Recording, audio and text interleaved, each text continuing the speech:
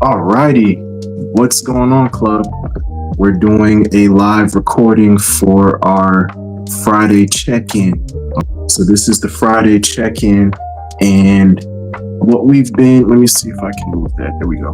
What we've been doing is going through our 4 keys to athletic fitness. And key number 4 is is why the term burning calories doesn't make sense. So that's what we're going to talk about as our little nugget of knowledge today. But there are some updates. This check-in process, even though I like it, and it's going to become more of a thing now that we have the school calls, I think that there needs to be a more robust check-in process. So everybody that's on the 90 days daily fitness quest now, that quest is going to update, and we're going to have milestone surveys and progress pictures added to certain points of your 90-day quest.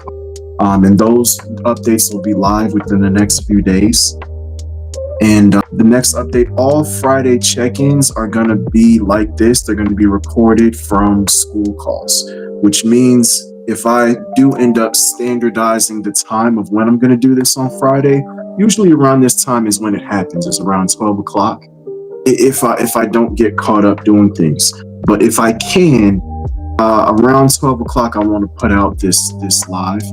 But there is another way to just kind of be like, hey, I'm live right now, and send out a link to everybody. I know that there's a way to do it. I don't know how to do it yet, but this feature is really cool, and we're going to be utilizing it more.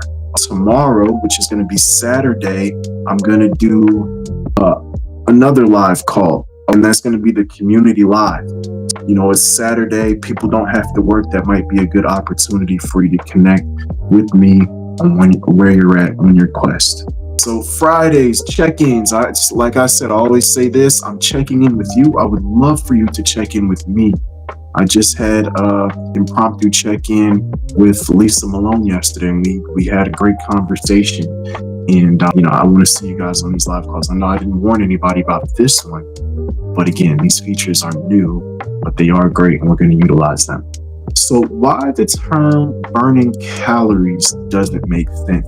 The main reason that I say it doesn't make sense is because when you understand the body's processes more astutely than thinking that the body is actually burning calories. It can't burn a volume. You can't burn a unit of measurement, which is all the calorie is.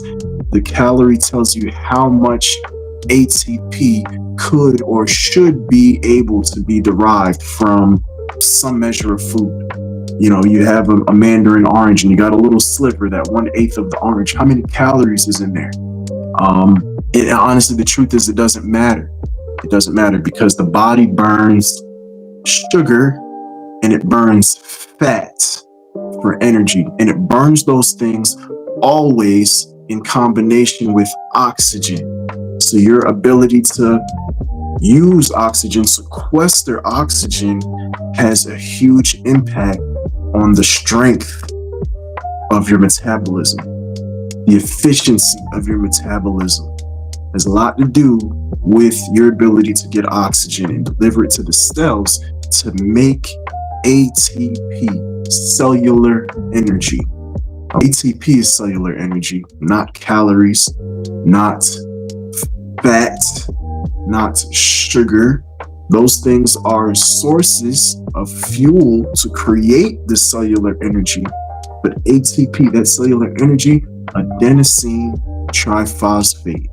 So you see now, we're starting to get into the specifics of how the body creates energy for itself. Got to go beyond calories to really understand. And this is the first principle. The body's like a car.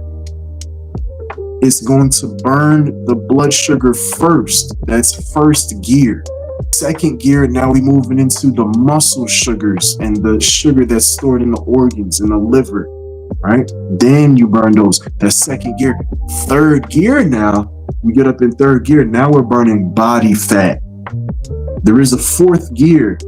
Fourth gear is anaerobic cellular respiration. We create energy without the presence of oxygen. You can burn sugar like that.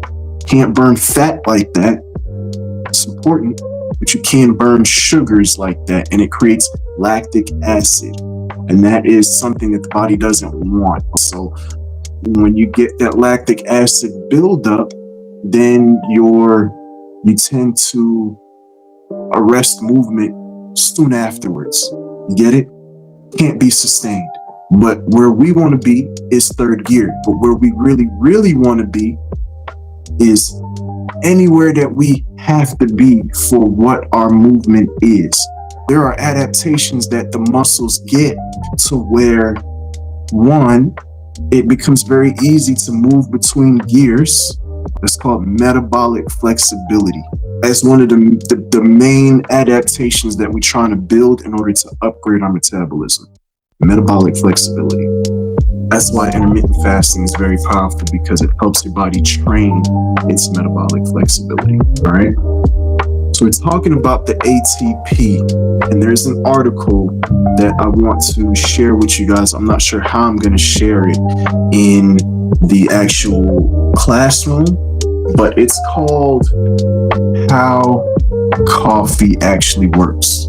You have these receptors in your brain, adenosine receptors. Where did you hear that word adenosine before?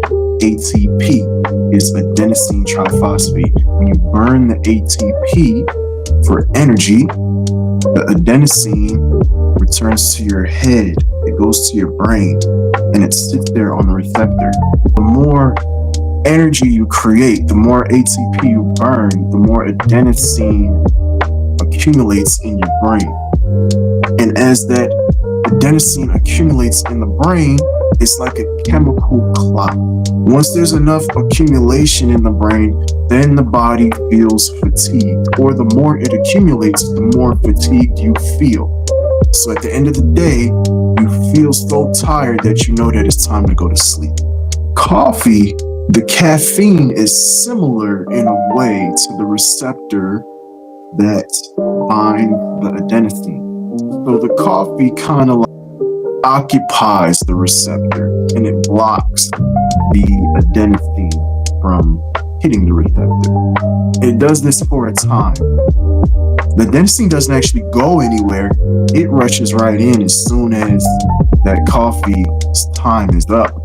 And then you get the crash. You know what I'm saying? You get the crash.